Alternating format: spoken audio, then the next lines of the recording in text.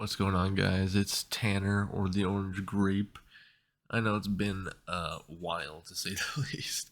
But yeah, I just want to come here and talk a little bit about all the stuff I've been seeing. For one, the Willow quantum computer chip breakthrough is one of the main things, especially for this video, like basically the whole video. But also just want to talk or show a few clips of my TikTok just blowing up with all these other things and the New Jersey drones and other sightings like orbs or plasma, or everyone else saying aliens or angels and demons and stuff. Yeah, I don't know about any of that. I just want to put some information out there, and I don't know. I just want to see what all this is about. Let me know what you think. I'm also in the process of compiling a couple other videos, and I might as well show you some of the TikToks, possibly edited and all fake news, maybe just post-processed AI, who knows, but it's all I'm seeing on my TikTok, and all this stuff is looking like could be connected or something, but I don't know. I'm just going to show you some of those and some of these other videos I found that I thought was pretty interesting, so I'm going to whatever, hand let's off just get into every it. celebrity and every media outlet and every influencer I know. And I need you guys to do the same thing. And it'll be open source. It'll be on a site that is blockchain protected, that's now stood up. In other words, where this gets released and it's a tree that fell in the woods nobody heard. So I said, let me put together this asymmetric disclosure where, regardless of what the bureaucrats in Washington do, or London, or anywhere else, it's seen by a large number of people. It's like what I've always said: you squeeze the toothpaste so hard out of the tube, it cannot be put back in. So this has got to go viral, and it's got to go hard. Now, I don't have a date. All I'm told is between now and early January, but we're going to need your help. This cannot be scrubbed and erased by the corrupt mainstream media. It's got to go everywhere. Yeah, this is definitely more conspiracy type stuff. I don't know about any of this, but again, I'm just looking for answers, and it looks like the answers that our government has are just being hidden from us, so maybe we have to do our own. Regardless, this is all just, again, all I'm seeing on my TikTok, just back to back, all this stuff. I'm just showing you my TikTok reactions at this point, bruh. The security situation does not look good. It's undoubtedly the worst in my lifetime, and I suspect in yours too. And Russia's defense industry is producing huge numbers of tanks, armored vehicles and ammunition. What Russia lacks in quality, it makes up for in quantity, with the help of China, Iran and North Korea. This all points in one clear direction. Russia is preparing for long-term confrontation with Ukraine and with us. Now, just adding to my doom scrolling here, a bunch of other people are saying World War III, and I know that's also been a possibility that's been thrown around the last couple of years, especially last time when Trump came in, and now again. And now with the Russian head of the military being assassinated for war crimes, and now apparently them ramping up production. I don't know. Again, not trying to fearmonger, not conspiracy theorizing, just trying to find more information, be more educated, put more out there, and I don't know, just be more aware. So I guess let's just continue reacting to my TikToks, but not much more after this. Then we'll get really more into the main topic. The quantum computer is really what I want to talk about, at least in this one. The fact of the matter is, the extraterrestrial presence has been saving our bacon for about 80 years, preventing nuclear war and even space objects from striking the Earth. But we have a group of people who have technologies that are targeting those ET objects, who are imperiling the whole planet. I want to stop it here again for a second, just to think about this as well. Just think about the Cold War, or any war we had before 1940s, 60s, I don't know, 80s, 90s, literally any time. And all the other recorded sightings, alleged recorded sightings, or even centuries ago as well, from all the unexplainable sightings in the sky, whether it be the orbs or random structures. Um, yeah, I don't know. I'm not trying to sound crazy or conspiracy theorize, just trying to connect all these things if there is a connection. Whatever, let's continue. The world's foremost authorities on the subject of UFOs, extraterrestrial intelligence, and exotic technologies. Dr. Stephen Greer. Now, this is something I don't talk about much, but I can tell you that these extraterrestrial civilizations, plural, there are dozens of them, none of them are hostile, but boy, are they concerned about our hostility. Founder of the Disclosure Project, Stephen focuses on revealing classified information about UFOs and extraterrestrial life. Yeah, this man definitely looks more like a conspiracy, but this just adds more to the rabbit hole. But anyway, that's getting sidetracked a little bit. Let's just continue with these topics and then really get into the quantum computing thing for the main part again. Let's get into it. There's 500,000 years of human history that is about to unfold, an entirely new era.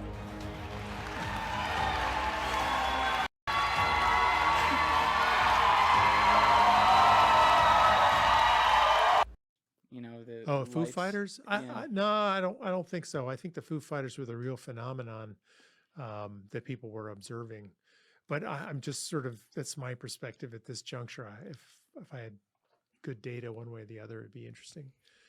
Yeah, that one fascinates me. All right, I'm gonna pause and then resume again just in a second. But yeah, Foo Fighters is another name or interpretation for one of these things. The same things that plasmoids or balls of energy, orbs or whatever. It's another name of these strange encounters or strange sightings that people and even astronauts and people on space stations have recorded.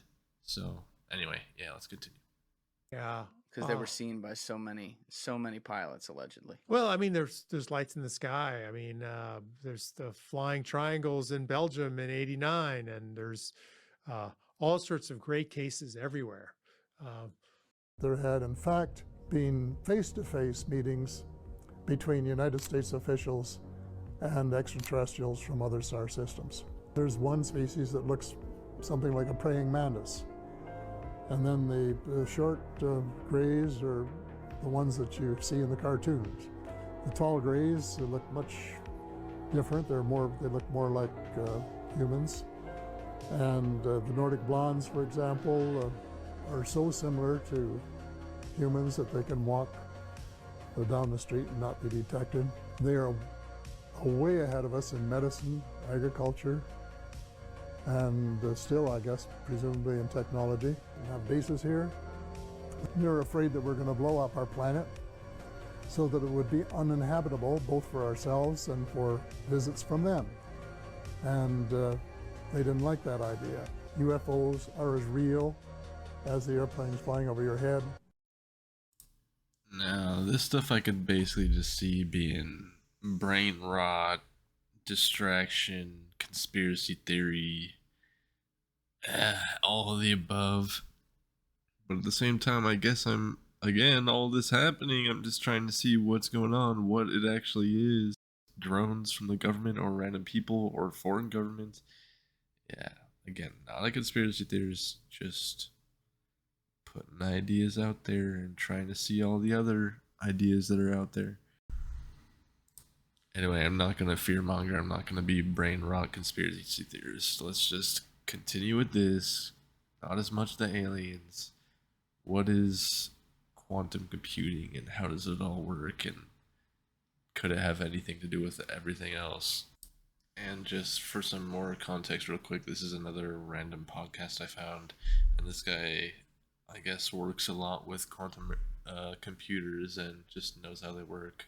At least has a very above average understanding of quantum computers and how they work. So yeah, I just found a lot of what they said quite interesting. So some of that's right here.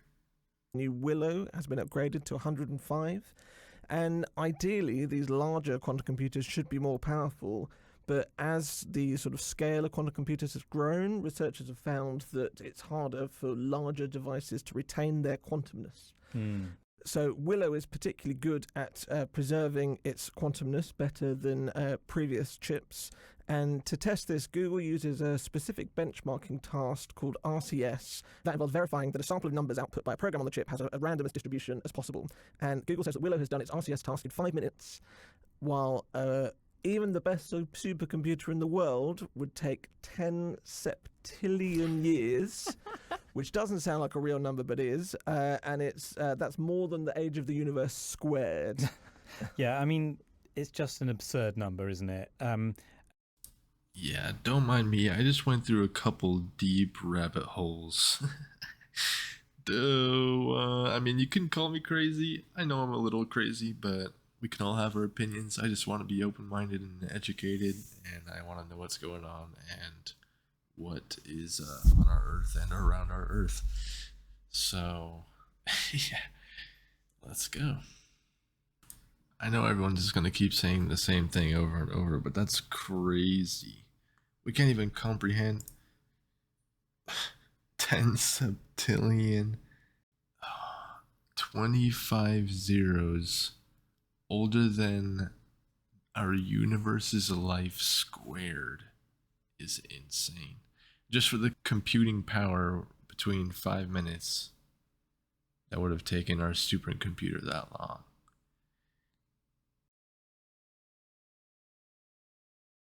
It did make me wonder if that means other calculations happening in other universes. Otherwise, it's impossible.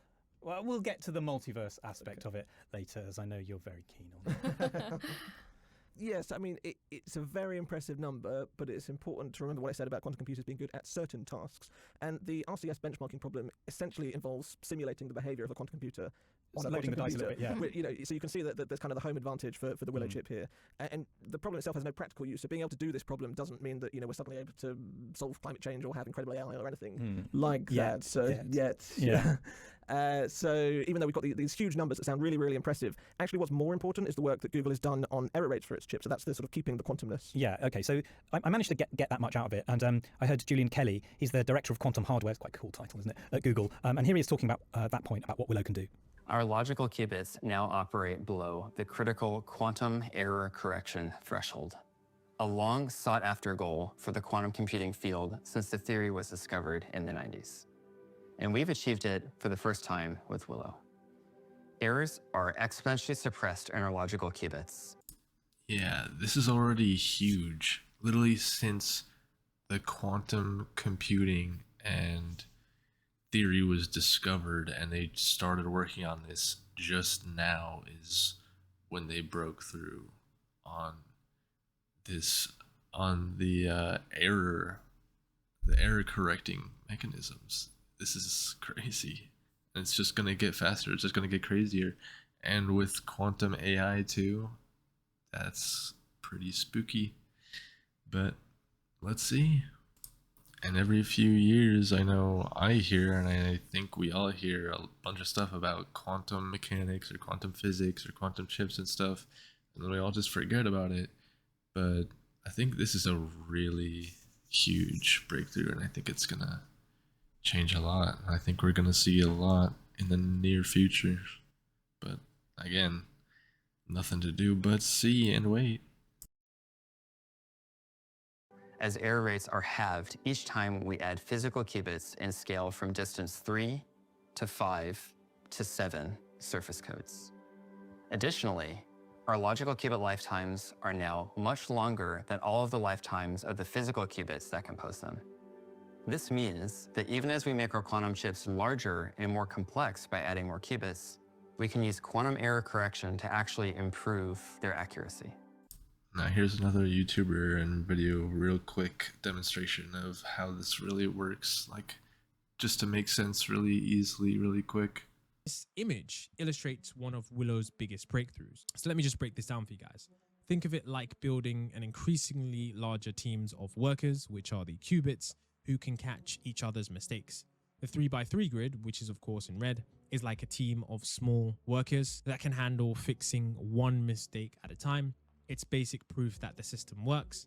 The 5x5 grid is scaled up to 49 workers, which can now handle 2 mistakes simultaneously, and it shows the system works better as it gets bigger.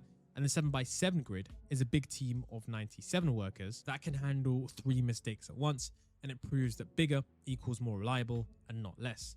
And the revolutionary part is that normally when you add more qubits, which are, in this case workers, you get more errors. But Willow does the opposite. The bigger the grid gets, the better it handles errors. It's kind of like having a team where you add more people and you reduce mistakes instead of creating chaos. The yellow connections between the colored squares show how the qubits work together to catch and correct errors. Kind of like how a safety net that gets stronger as it gets bigger. Again, this is crazy to think about. China has invested like $15 billion a year annually for quantum computing investments. America has somewhere around 5 billion. And we just made this breakthrough. Their biggest quantum computer has over 500 qubits, and this one has just over 100. And now we just got through with this chip. Willow is insane. Okay, so that was the key point, isn't it? He's talking about, dig into that a bit more. Yeah, so the important phrase that he was using there is logical qubits. You have your physical qubits, which are literally the physical bits of the computer used to store information. You can then group those together to create what's called a logical qubit, and this means that errors in one can be sort of corrected by errors in another, and they work together better. So that means you sort of sacrifice some of the qubits that you've got to serve as error correcting qubits. Now, the problem with this, and it's something that people have been wrestling with for a few years now, is that the technique you use for correcting errors itself introduces more errors, which is obviously not what you want. But Google has now finally reached what they call the threshold, which is that even though they are still introducing errors as they correct errors, the net effect is to reduce errors, and as you scale it up, those errors reduce further. So that's really promising if you want to build a large-scale quantum computer. Now, this is all just really fascinating to me. I've never really gotten into quantum computers and quantum physics and stuff. I mean, I tried to go to community college for computer science and dropped out for too much math. But, I mean, it's just really interesting, and I want to know more. So I was just going down this deep dive, this rabbit hole, and here's some more clips of another video or two on just how more quantum computers look like, how they work, and what they really are, and what they're used for, and what they could be used for. So yeah, let's go straight ahead into the next one. This is Dr. Andrew Shields, head of quantum technology for Toshiba. In general, fiber networks are very secure, but they are vulnerable to tapping. If I introduce a small bend into the fiber, you can see some of the light is now leaking out. And actually, a hacker can use that. They can introduce a small bend to tap out some of the light and measure that to recover the data. So that's all you need then, is just access to the cable? Indeed, it's very straightforward. Goodness me. Andrew has built a device that utilizes the strange world of quantum physics to send data in a way he claims can never be hacked. It's called quantum key distribution. This is it? This is it, yes. What this box is doing is it's sending single photons through an optical fiber into the BT network. And we use that to form encryption keys, and those encryption keys are then being used to secure data. The device generates a secret code using single particles of light, photons, which are sent one at a time down a fiber optic cable. A fundamental law of quantum physics is that if you observe a photon, you change its quantum state. And that means that if an eavesdropper tries to intercept the key, the code will be changed, rendering it unusable. This, I know, could be another game-changing aspect to encryption, decryption, because I know another big factor and big concern of quantum computing is as it gets faster and gets more complex, along with whatever else, AI, robotics, or, you can go deeper and deeper down that rabbit hole. But anyway, let's continue. One of the things we're witnessing is that we've seen the elevation of technology to the same level of geostrategic importance as trade or military alliances. Quantum computing is without a doubt one of the top technologies that the United States needs to lead. For now, the United States maintains supremacy in the development of quantum computers. But its biggest rival is fast catching up. China are betting big. They've invested over $15 billion, more than 3 times any other country. They have dozens of new research institutes committed to quantum and hold more than half of all patents in quantum technology. Yeah, I'm just going to pause here just for a second, but that's just another crazy thing. China has over 50%, almost 68% of all quantum patents in the entire world. This is from 2021. At least those statistics. Whatever. What we are facing is it's not an even and level playing field. Our researchers are essentially up against the funding of a nation state. What are we talking about here in terms of the magnitude of difference of funding? Some examples that folks have given me is, okay, I have a lab. I have 5 to 6, maybe 4 to 6 graduate students in my lab at any given time. There, the equivalent labs have 50, 100 graduate students or postdocs. The US is hitting back. I've made sure that the most advanced American technologies can't be used in China. And thanks to our CHIPS and Science Act, the United States is investing more in research and development than ever before.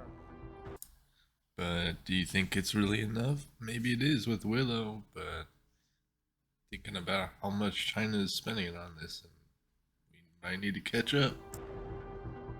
Whoever is the first to realize the potential of quantum computers will wield incredible power. But it's a double-edged sword, because a world with quantum computers could be a world without secrets. Again, not trying to fearmonger or anything, just trying to figure out what quantum computers really even are and what they could possibly do. Pretty much all internet communication is based on scrambling it using a secret code, otherwise known as encryption. And yeah, this is where I'm going to stop this one, but yeah, this is what I'm talking about. The possibility of like quantum computers being able to basically decrypt any, even like the most quote unquote advanced, or what we thought was, at least for a normal computer, encryption could easily just be destroyed if our quantum computers get too fast, especially with the quantum AI. Yeah. Just nothing else to do but wait and see. Just be a chill guy. Just want to know what's happening and talk to other people about it too, not just be looking down and have a closed mind about everything. Anyways, I'm going to include more from that one, just from skipped ahead a little bit to the next part. Alright. The device already uses telecom company BT's existing fibre network to send sensitive files across London to a data centre over 30 miles away. Tell me about the information that you're sending using this method at the moment then. So in the case of HSBC, it's financial data. But we've done other trials with hospitals, for instance, where they've been sending medical scan data, or with governments where they've been sending some government data. Professor Alexander Ling runs the Centre for Quantum Technologies at the National University of Singapore, a government-funded group of scientists working on all sorts of quantum technology. They told me that I would get to see some nano satellites. Okay. I think this is even more nano than I was expecting. This is over 200 times lighter than China's quantum satellite. Okay, tell me about the experiment then. What's the big aim? The big goal over here is we want to build a global network where we can actually distribute quantum signals around the world. We can distribute quantum signals using optical fiber, except that there's a distance limit to it. We can't repeat those quantum signals. And yeah, again, I don't know who any of these guys are yet. The person documenting all of this, or the people working on the satellites, or any of these videos. I all just discovered these the other night going down this deep dive. But yeah, that's why I also wanted to show all the creators, all the people uploading the videos, all the documentators, and all the sources and everything, just to leave that all in and show all the sources and everything. So yeah, anyway. So we think that if you have satellites with optical fiber networks, you can actually build a more comprehensive network around the world. So then when you send up a rocket, you presumably have like a number of these and you sort of put them out where you want them to be. Yes. What we're doing in Singapore is to test whether similar technology can go on much smaller satellites. You can imagine that if it works, you can have a fleet of smaller satellites that's more cost effective, and that makes the deployment of such a system more likely. Again, just gonna put some more speculation or random thoughts that just pop in from my head. So then again, what if all these drones, or some of these drones, or new drones, or aircraft are some of these just tested aircraft?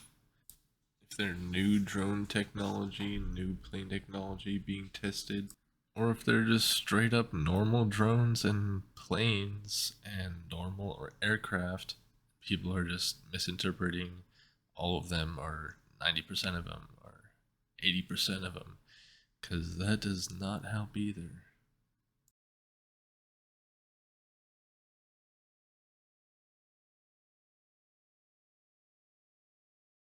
Again, not a conspiracy theorist, not a scientist, maybe a crazy person.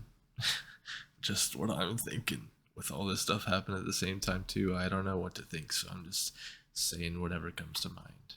Anyways, let's continue. The quantum future is about building a scientific tool that allows us to see and understand the universe down at the level of atoms in a way that we have just never had access to before. And okay, maybe I'm just being optimistic, but I think that that is something that all of humanity will stand to benefit from.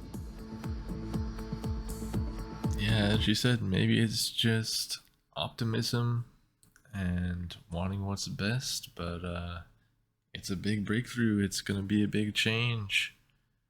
And I think it can pave a way for a lot of different things to happen in a lot of different industries. But again, we're just here to see what can happen. And here's a little bit more like the other podcast when he was bringing up the possibility of a multiverse. Yeah, so forget this septillion years thing. It's the error correction. That is why this is a big deal. Yeah, and I'll just note that we did actually report on this back in September. Of course we did. So all your latest quantum news come to New Scientist. No, look, I do have to talk about the multiverse bit, the many worlds hypothesis, and it's not just me being gratuitous here. Hart McNevin, he's the founder and lead of Google Quantum AI. In the press release about Willow, he talked about that benchmark performance. It takes 10 to the 25 years, or it would take a supercomputer 10 to the 25 years to do this, and Willow's better. He said that, and then he said this. And remember, this is the guy who's from Google's head of quantum AI. He said, "This mind-boggling number exceeds known timescales in physics and vastly exceeds the age of the universe." Fine. It lends credence to the notion that quantum computation occurs in many parallel universes, in line with the idea that we live in a multiverse, a prediction first made by David Deutsch. Quite surprising. What did you make of that, Jacob? Yeah, so my initial reaction to seeing this was probably not suitable for a family-friendly podcast. I mean, we know that quantum computers work differently to regular computers. We already knew that before we even built one. The fact that they're now doing this doesn't sort of change anything either way. People outside of Google is that what Hart McNevin is saying here is basically complete nonsense. Okay. So I should say, if you've not heard of David Deutsch, he's famous for laying the theoretical, mathematical foundations for the quantum theory of computation. And since that press release mentioned him by name, I reached out to him to ask him what he made of that. And, I've had some interaction with him in the past, and he's always been good value. Once he told me that the evidence that we live in a multiverse is at least as strong as the evidence that there were dinosaurs once on Earth. No, I will not allow that. Yeah, I'm not so sure about multiverse or these sentient beings or living organisms, creatures in the sky. There's just so much going on, and so many random people, but also so many good sources, or at least big sources, coming out with a bunch of stuff as well. So I'm just trying to be educated, try to educate, but also not try to fearmonger or share fake news or any of that stuff either. I'm just trying to get some answers since we're not getting any, Alright, well that's gonna pretty much wrap it up for this one, I guess. Yeah, there's just been so much happening. I wanted to make something about it. I know it's been a long time. I've always wanted to be consistent with this or streaming or something, but I've been busy, been married, been moved, gonna move again, but we'll see if I can continue to do that and be consistent with that and do some other stuff. But yeah, let me know all your guys' thoughts on everything on here. If you want to see anything more like this or streaming or any other different videos. But yeah, this is really just fascinating to me. I want to know more about it, read more about it, maybe even study it at school too. Who knows? But yeah, it was interesting looking into this, sharing this. I want to share this and maybe even a couple other videos on the other topics as well, like the drones and plasmoids, orbs. But alright. Yeah, I definitely did not intend for this video or any of that other ones to be this long, but just trying to share what I find super interesting and what just everything that's going on. So just let me know if you also find it interesting, or if you have any questions or want to talk about it, let me know in the comments. So yeah, anyway, this is the end of the video. Thank you for watching. This was me, Tanner, the Orange Grape. I'll see ya.